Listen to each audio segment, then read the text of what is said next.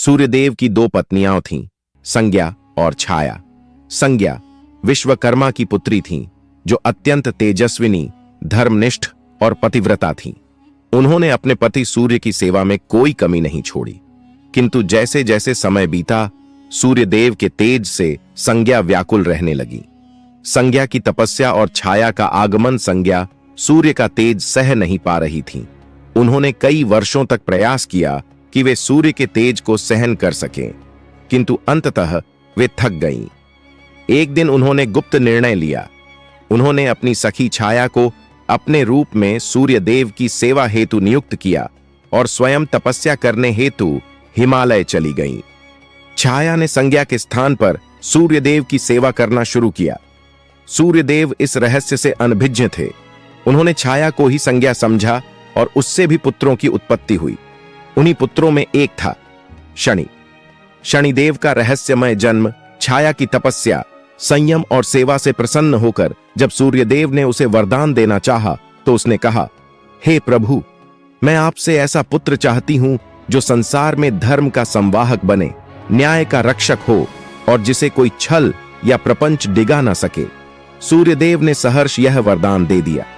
कालचक्र के अनुसार छाया गर्भवती हुई, किंतु यह कोई सामान्य गर्भ नहीं था। यह ब्रह्मांड के नियमों को संतुलित करने के लिए एक विशिष्ट आत्मा का अवतरण था। 9 महीने तक गर्भ में रहने के बाद जब शनिदेव का जन्म हुआ, तो आकाश में घनघोर मेघ मंडराने लगे। सूर्य ग्रहण सा अंधकार छा गया और समस्त प्रकृति स्तब्ध हो गई। जैसे ही शनि ने जन्म लिया, उनके शरीर का रंग अत्यंत गहन कृष्ण वर्ण था। उनकी आंखों में तेज नहीं बल्कि गहराई थी। उनकी दृष्टि में मौन न्याय का आतंक था। वह बालक रोया नहीं, किंतु उसकी मौन उपस्थिति से ही एक दिव्य कंप उत्पन्न हो गया।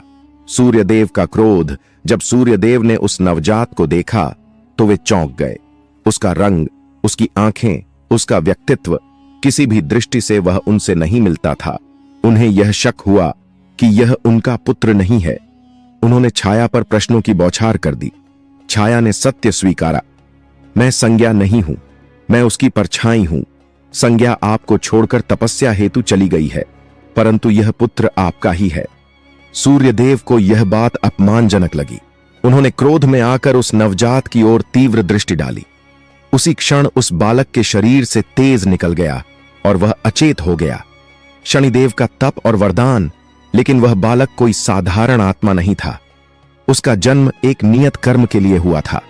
जब शनिदेव होश में आए तो उन्होंने एक ही संकल्प लिया, मैं किसी से न डरूंगा, न किसी के पक्ष में अन्याय करूंगा।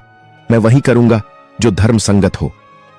उन्होंने भगवान शिव की घोर तपस्या की, वर्षों तक कठोर साधना की, केवल जल पर जीवन यापन किया। तब से प्रसन्न होकर भगवान शिव प्रकट हुए और बोले, हे शनि, तुम अब केवल एक बालक नहीं, कर्मों के फलदाता हो। मैं तुम्हें आशीर्वाद देता हूं कि जब तक ब्रह्मांड में कर्म है, तब तक तुम्हारा अस्तित्व अनिवार्य रहेगा। शनिदेव, न्याय का प्रतीक। और तब शनिदेव ने संकल्प लिया, मैं राजा हो या रंक, ब्राह्मण हो या चांडाल, सभी को उसके कर्मानुसार ही फल दूंगा। मेरी दृष्टि केवल सत्य पर रहेगी, भले ही वह मेरे पिता ही क्यों न हो। मैं उन सब का हित करूंगा जो सच्चाई और भक्ति के मार्ग पर हैं, परंतु जो पथभ्रष्ट होंगे उन्हें दंड का सामना करना होगा। यही था शनिदेव का प्रारंभिक जीवन, एक ऐसा जन्म जो शिव के वरदान, छाया की तपस्या और ब्रह्मांडीय न्याय की आवश्यकता से उत्पन्न हुआ था। आगे क्या होगा